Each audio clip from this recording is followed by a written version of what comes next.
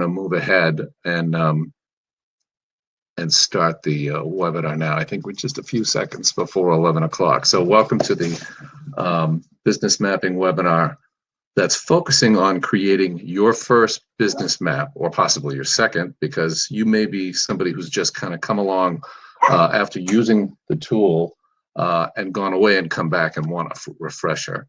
So that's why I mentioned the second. What we're going to cover today in your first business map is we're going to look quickly at the master toolbar at Map and Data, which is a tool box you'll see in it shortly. And we're going to create a new map. We're going to do map look and feel. We're going to go over how to optimize your map. And we're going to look at importing business data. So we will be importing data, color coding that data, doing a radius search of that data to create a radius map. We'll do some zip code mapping and heat mapping. When we're going to build a territory map, and we're going to access demographic data for analysis in that territory map and in a couple of different places. So I've got this map that I put together in the background here, and we're going to optimize our map to make it look pretty close to what you've got here behind us on the screen. We're going to adjust fill transparency. We're going to do some darkening of border lines. We're going to add the city limits layer. We're going to use soft colors, and we're going to keep the legend succinct. We're going to keep our focus on our map intent. What is your map's purpose? Keep that in mind. I did do a blog this week that's sort of a companion blog with this webinar, and the webinar itself will be available on a recording, I think probably on Monday. So you'll all have access to that. So this is the map that we're kind of targeting and shooting for. It's a map I built. It's a territory map. It's got some layers on there that are interesting, I think, and I think it's a good sort of general business map example, and I'd like to just shoot for that with our map creation here. So I'm going to go to MapBusinessOnline, and let's just go over the master toolbar really quickly. The button I use to get to this point is the New Map button, which brings up the list of templates that you may have available. The USA map template is what typically comes up when I build a map, but it could be Canada, and the USA together. The Open Map button lets you go out and lets you go to the map library and pick from your map library any of the maps you've saved. And I will just quickly note that you do have the option to save as a template when you use the Save button. So here's the Save button here. And that's got the option here for map templates. Saving your work as a map template can really help you down the road. If you've put a lot of work into a territory map or any other map and you don't want to have to do it all over again, save it as a map template. We won't do sharing today, but we will do importing data, creating a territory from a file. We're going to add a map layer. We're not going to do a heavy market analysis today, but we will do color coding by symbols. We're going to do a heat map. We're going to look at color coding zip codes by boundaries. And then we will not be importing business listings. We will use a radius search out of our polygon search, freeform, drive time search tools. Draw tools, we won't have to use too much today. They're very similar to search tools. Distance measure is just a measuring tool. We're not going to print. We probably won't export an image, but that's something you can do. And we do want to just click on that data window view. The data window gives you a spreadsheet view of map layers and any data that we import. So you'll see this in action.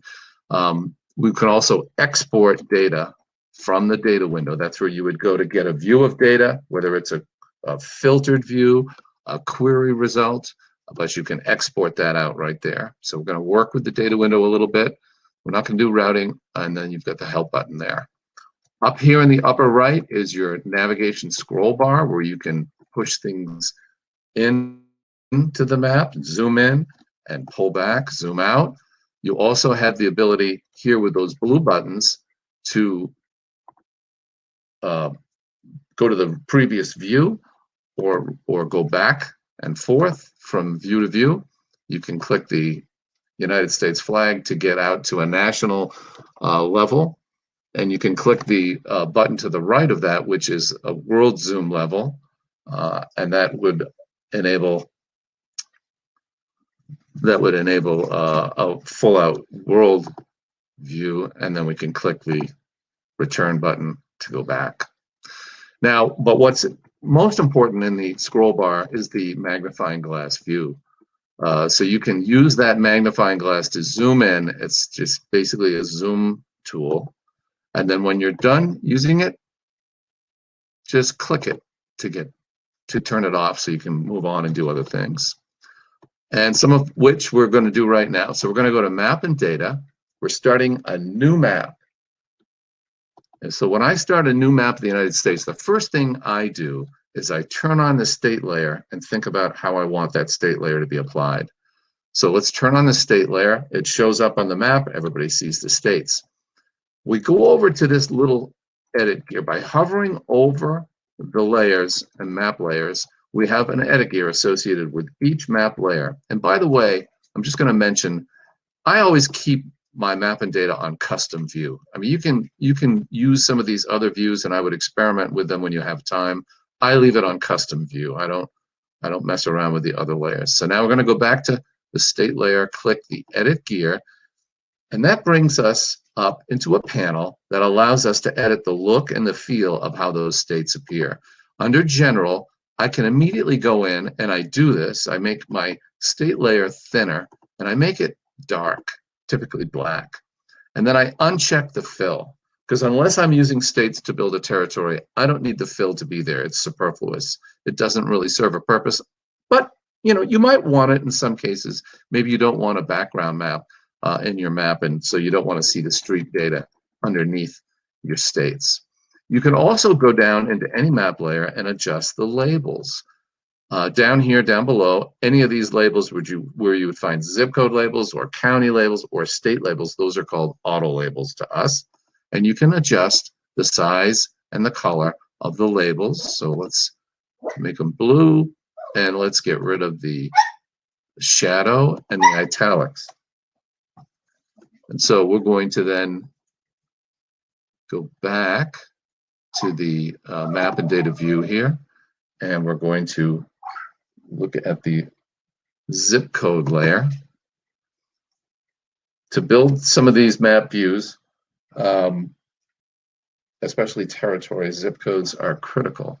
At a full US-wide national level, zip codes are very busy. They add a lot of activity to your map in a way, because there's just a lot of them, but they're very small.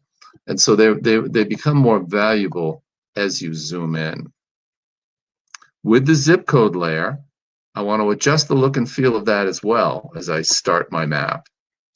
I'm going to go in under General, and I am going to adjust my border. I like to have a sort of a grayish border on my zip codes, and I like to make the zip codes 80%.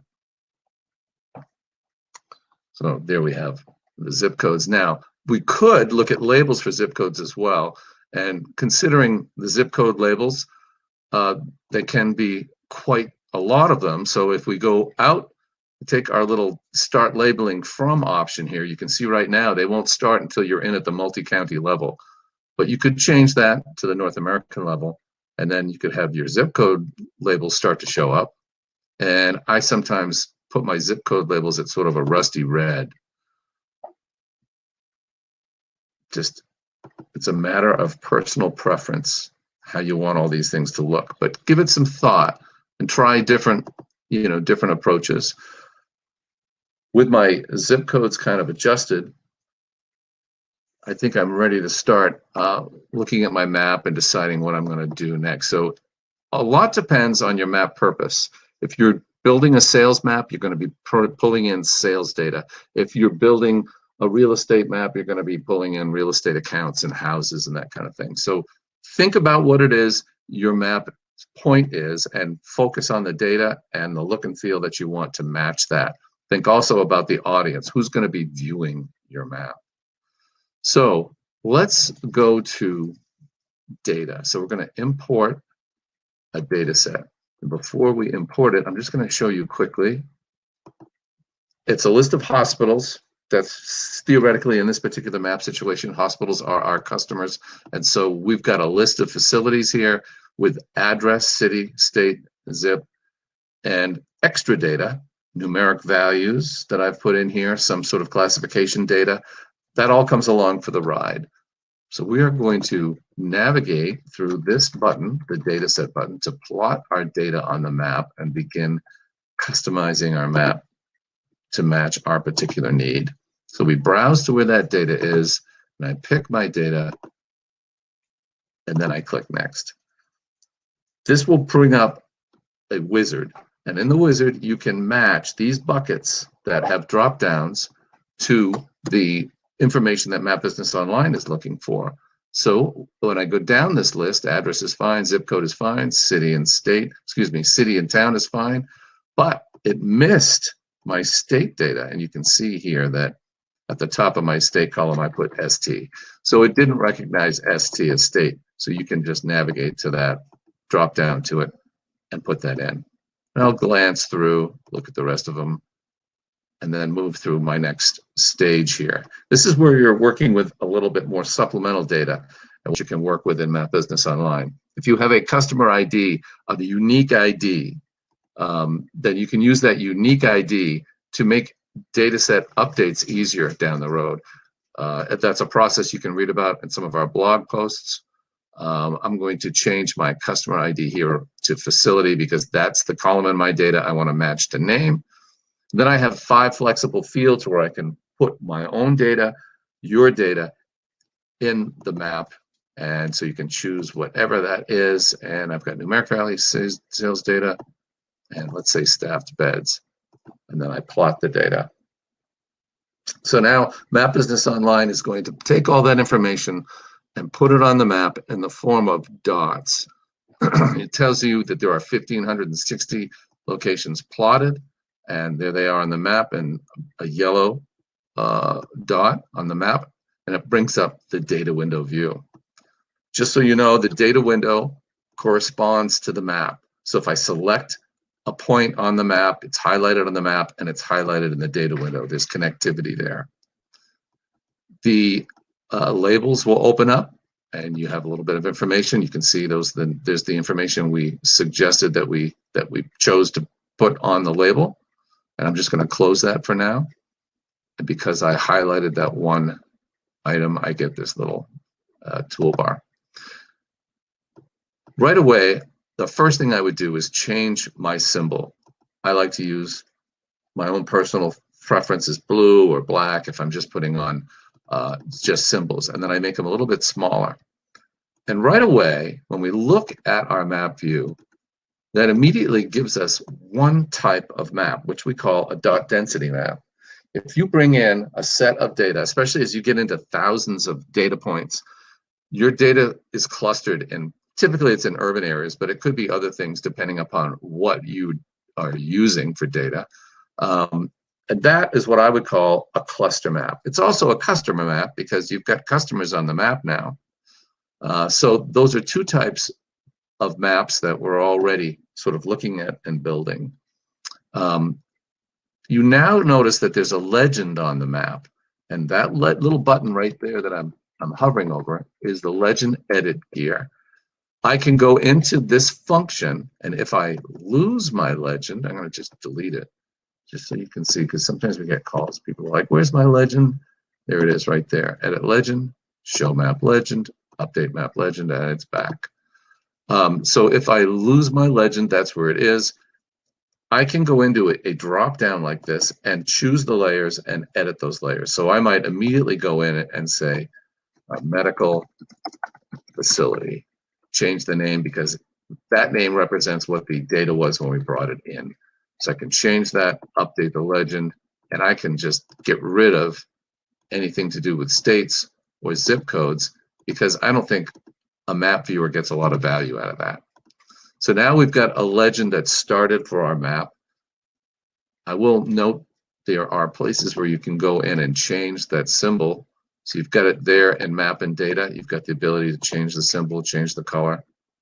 And you've got that here in the data window as well. So there's the symbol If you go all the way up to the top of that symbol set, you can bring in custom symbols. So if you've got your own symbols you want to bring in, this is where you do that, at the top of either of those symbol manipulation functions. All right. So with symbols and dots on the map, let's color code that data. We're going to click this button called Symbols under Color Coding on the top. Because there's only one imported data set on the map right now, it knows what we're going to color code. MapBusinessOnline knows that this is what we want to work with. You could summarize by county, zip code, state, but we're not going to do that right now. We're just going to click Next. And we're going to grab the column in our data called numeric value. I've just put in a bunch of numeric value in the data and imported it. It allows you, MapBusinessOnline is allowing you to build a range of colors. You can go up to 100 colors. That's a pretty busy map if you do it that way. But let's keep it simple. I think that's the rule you should keep in mind when you're building a business map. Keep it simple. And let's just color code these symbols. So the way I would do that is I would just start with 1. I don't usually start with 0. And you can tell that there's 1,233 points on the map in this particular arrangement. And so I would come up with a scheme that makes sense in terms of viewing that on the map. So let's just pick some numbers here. This is entirely up to you.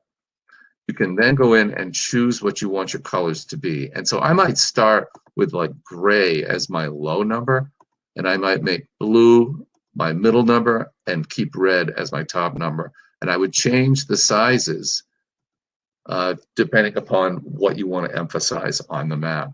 So just so you can see, I could copy the size to all those records. These buttons come in handy, especially when you have a lot of color ranges.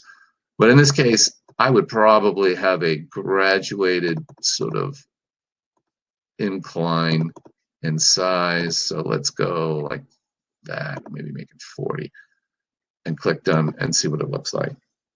So there's our colored points on the map, and you'll note they might have a lot more meaning if you drill into the urban areas, so you can see them spread out and see the colors on the map with a little bit more obvious presentation.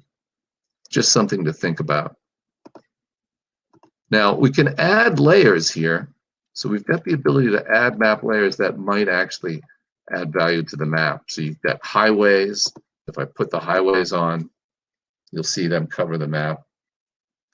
I don't know that those add value in this case, but it's an example of a layer that we've got there. So you'll see it's now a checkbox in map and data.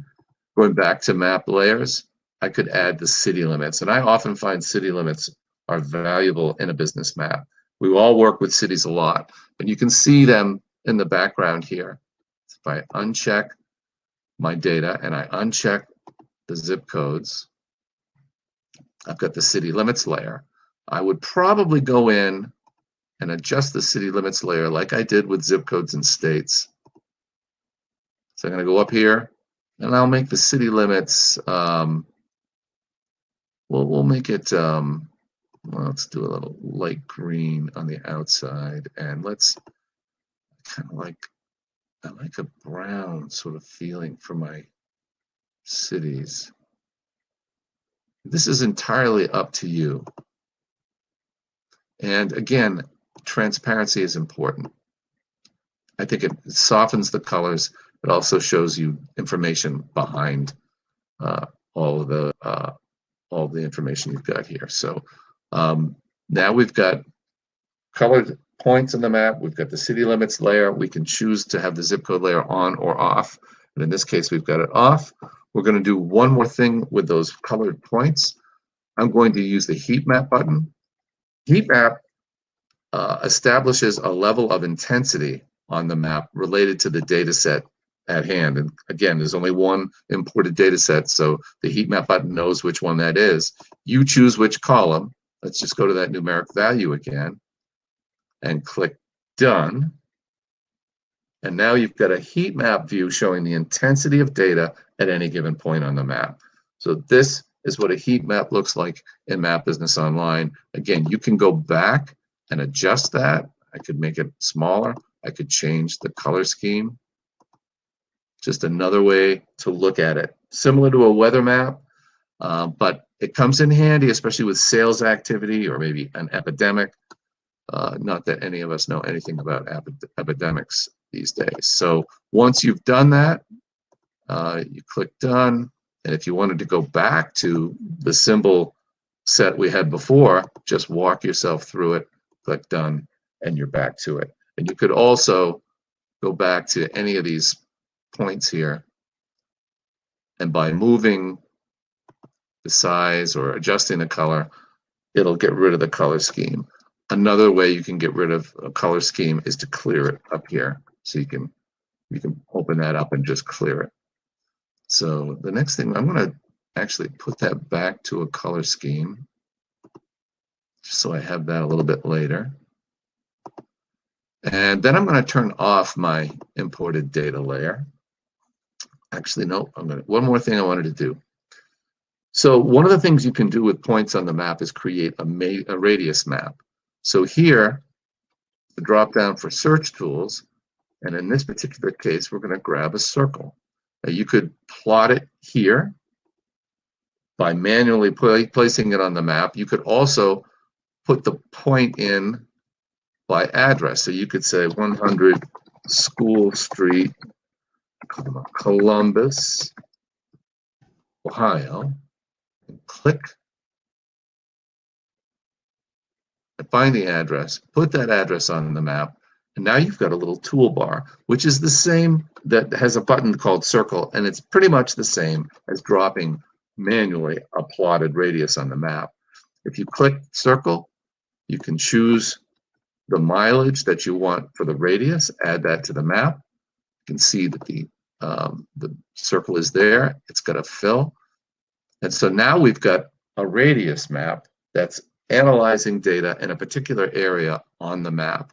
And there's a couple things you could do. You can search the data that you're interested in. You can search it, click next, and name it. Notice up here you have an invert or complement checkbox. That means you can choose to search inside of the circle or outside of the circle. And that's pretty neat. So that's your choice to decide which way you want to go with that. But once you've got your data chosen, your data approach chosen, your spatial search chosen, you can then name it on this list and then create that. And the data window will pop up and give you an opportunity to do something else with that data. You can see it's 32 records out of 1560, and you can export that out. It comes out as a CSV file, which you can change to Excel or however else you want to use it. Additionally, with a radius map, you've got the ability to bring in some demographic data into that circle and quickly establish populations or median income. You can see we've got a whole bunch of data here, and it's multiple years. The first 2 years listed are projections, and then below that are going to be the census releases for that particular time period. So if we had maybe 2 populations, just to look at that. Now you've got a data set, a sort of a spreadsheet analysis associated with the map, so you can add that to the map view, or you could export that out as a spreadsheet. Just a little bit more for properties of the actual circle itself. You've got this little properties manipulation tool, so you could change transparency, just like you did with the map layers, change the circle color or get rid of it. Different things that you can do with a map object in MapBusinessOnline. So let's select that circle again and delete it. That's what we would call a radius map. Now I'm going to use my back button here, get back out a little bit. We zoomed way in. There we go. Okay, now I'm going to turn off that label, and I'm going to uncheck my hospitals. And I think I will uncheck the city limits and go back to the zip code layer. And we are going to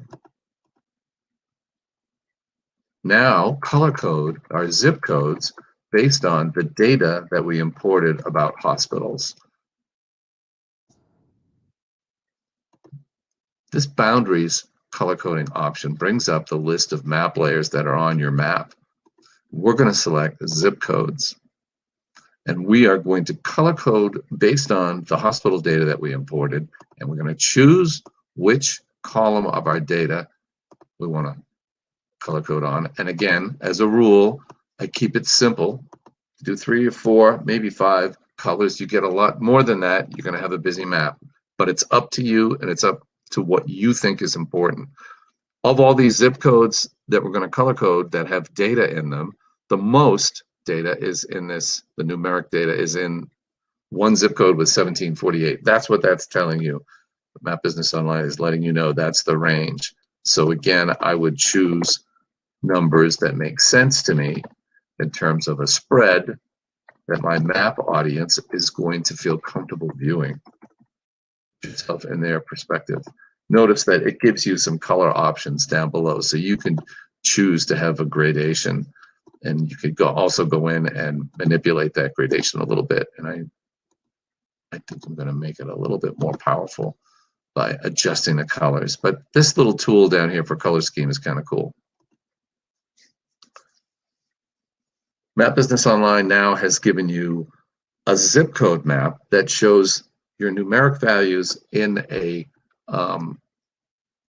perspective on the map based on zip codes. Now let's go in, let's zoom in a little bit, because I think you'll find there's more value in that zip code analysis when you get farther in. So I could also go in and manipulate the zip code layer for this particular map view, and under general, move that transparency and get more of a sense of color when I look at the map based on this. And so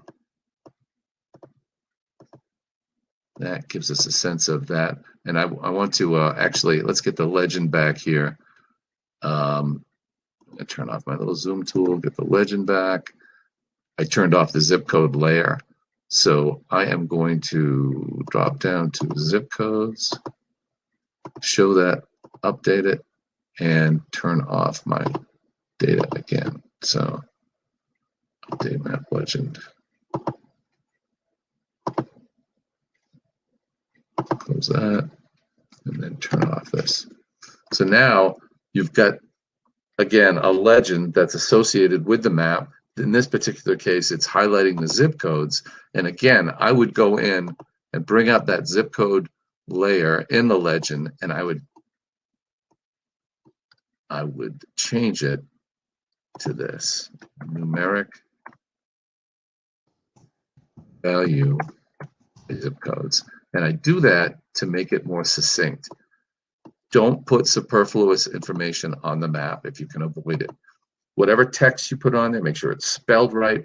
Make sure that your concepts that you're putting on the map are brief, that people can read them and understand what they are. The last thing you want to do is go in front of an executive team with a map and have them ask 10,000 questions about the map instead of focusing on the issue at hand. That's just a little bit of advice from me. So I'm checking my list here. Went through that.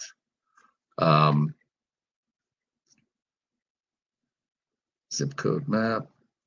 Sometimes, and another point I wanted to make is when you do have a heat map, like we placed before, sometimes people don't view a heat map as dots with intensity.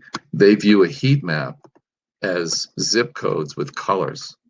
So there are two definitions of the word heat map, and I just wanted to make sure that I touched on that, because sometimes different people see heat maps a little bit differently. All right, so let's go back out again. I'm going to zoom back out, and now let's start looking at creating a territory. So back to the zip code color coding scheme. We can get rid of that if we go up here and we clear it. That was the only color coded scheme that was selected on the map, and so that's gone. You can see I've got this little point that we dropped. Let's get rid of that. back to our spreadsheets, I want to make a territory out of zip codes. And so I've got a spreadsheet with a column for zip codes and a column for names.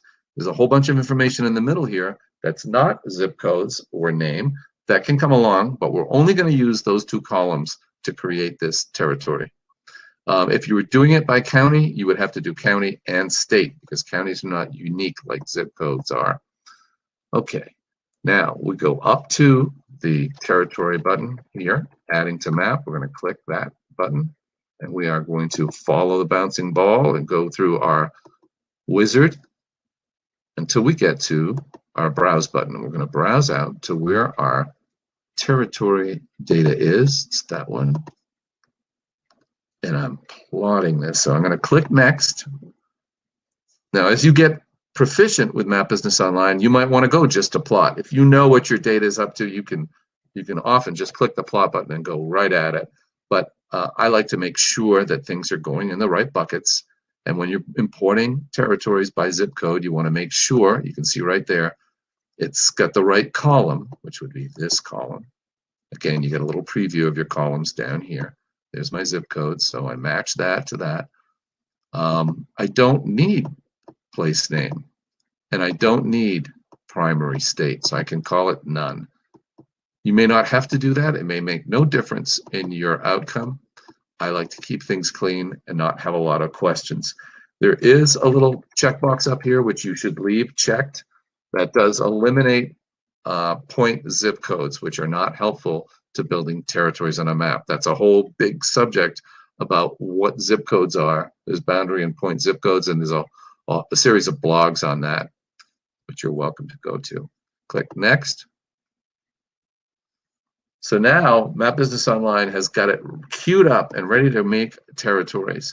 We just want to make sure that we have the right name column that we're going to associate with zip codes and click Create Territories.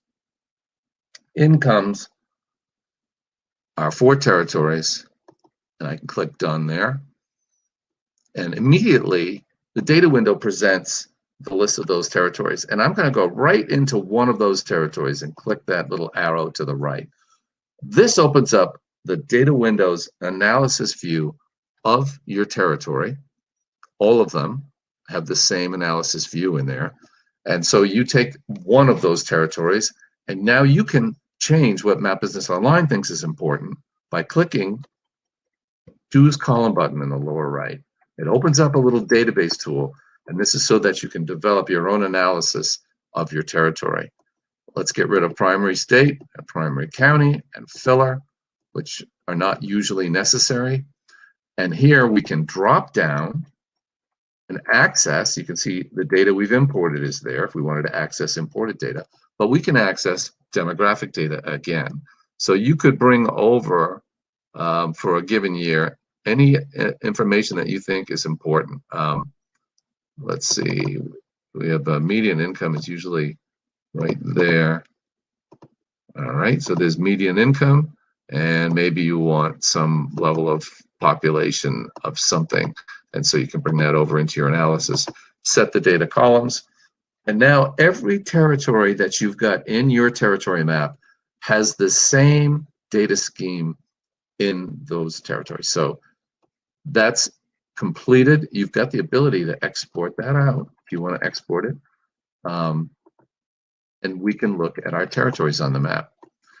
So I would do the same thing with territories that I did with the other map layers. I would go into the edit gear. I would look at my general tab, and the first thing I would do is make it darker. I like a dark boundary to my critical map areas. We also have a button here where you can hide internal boundaries. So that takes the zip code sort of mishmash that you get on the map, because there's so many of them, and it removes them for that high-level territory view. And again, I would go towards 80% for transparency on that. That gives you a sense of what the map looks like. I would also go down here and uncheck zip codes. So now you can start to see the method to my madness here, that it's starting to look like a meaningful map for a business organization that's got to get something done. Now, there's a lot of things you can continue to edit here. So I could go into the map label here, select it, and I've got a properties button, and that would let me go in and I could change that color, the background color of the actual to green, which I think is what it is in that original map that we had. And I think that means that I want to make this one more of a blue. And probably want to differentiate this one. So make it an orange. And all of those colors, again, will become more prominent if you were to tone back on the transparency. So it's up to you in terms of how you'd like it to look and feel. If I go back up to my state layer now, I can see that I left labels on. So I'm going to turn those off on the state level because I think it's just too busy on the map. Going back and looking at the territories, you know, it's your decision on zip codes whether you want those on or off. I just think they add a lot of busy stuff to the map, and it's better not to have them. But the city limits layer, this is where that can be handy if you're looking at a sales organization and want to think about sales reps and what they're doing in the field. That can be very helpful. Now, there's some work that still needs to be done on this map, even though we may think we're all done. Let's go in and look. There's a lot of rivers around Indiana and Kentucky. And so what ends up happening is you miss zip codes, and it's going to show up as little hotspots on the map here that we really want to deal with. And it helps us to understand how we edit a map. So in this case, what I'm going to do is I'm going to select that zip code right there. Oops, I got to turn on my zip code layer. So turn on your zip code layer. Look for those zip codes that are not selected in part of a territory. Select one, hold down the Shift key, and then just walk through all the ones you want to include. And I'm going to grab that one and maybe a couple over here. When you're done selecting them, you can click Add to Territory. And lo and behold, I can just click the Kentucky territory and add those. So your editing capability is right there at the click of a mouse. It makes a little bit of sense, I think, if you look at, you know, clicking it, holding down the Shift key, and just taking the time to pull in what you need, and click that Add to Territory button, and add that to whichever. I think that's going to be that one. And then it brings up the data window view, showing you the additional counties or zip codes that you just added.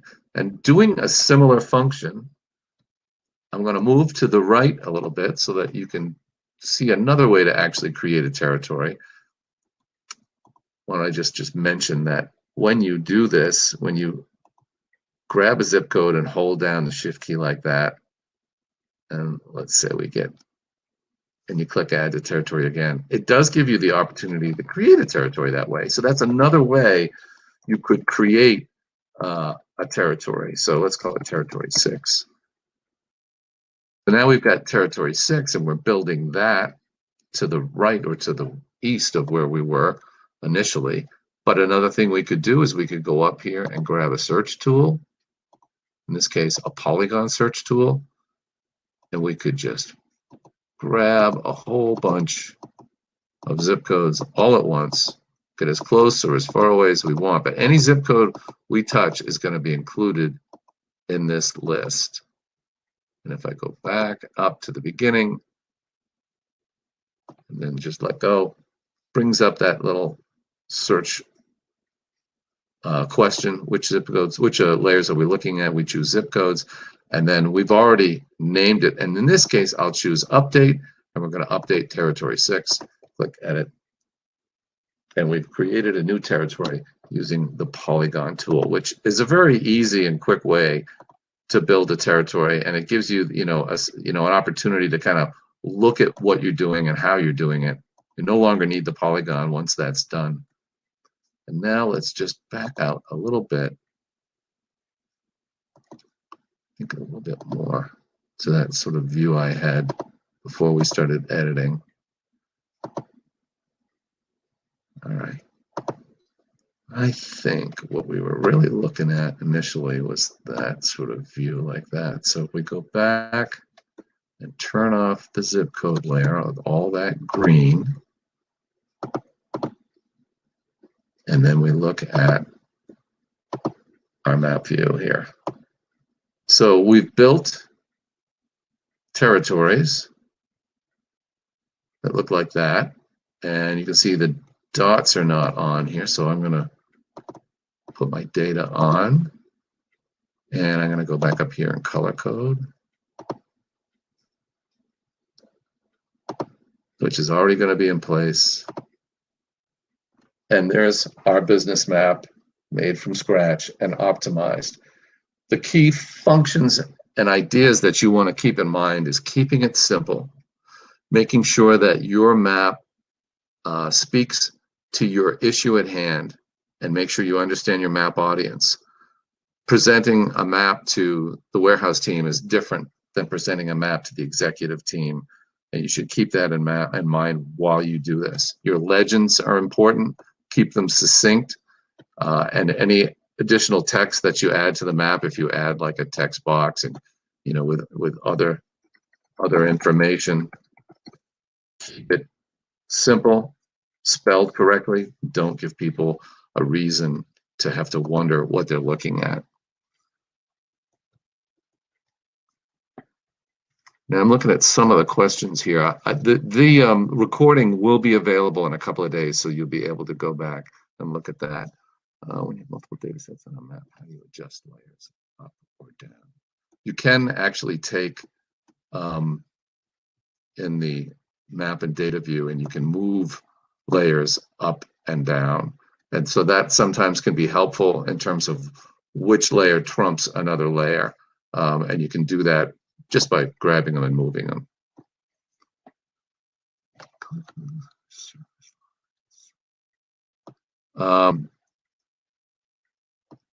We don't have the ability to color code by service lines. Zip4s are not, they're not necessarily location information. Zip4s are more box related, and they're really more valuable to the post office for delivery than they are for actual locations on the map. So we don't have like a Zip4 function in MapBusinessOnline. We do have Zip3s, which are here in the map layer. So I could turn on 3-digit zip codes right there.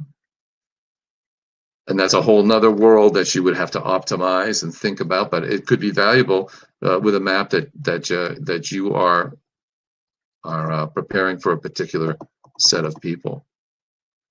So it's another way to go in terms of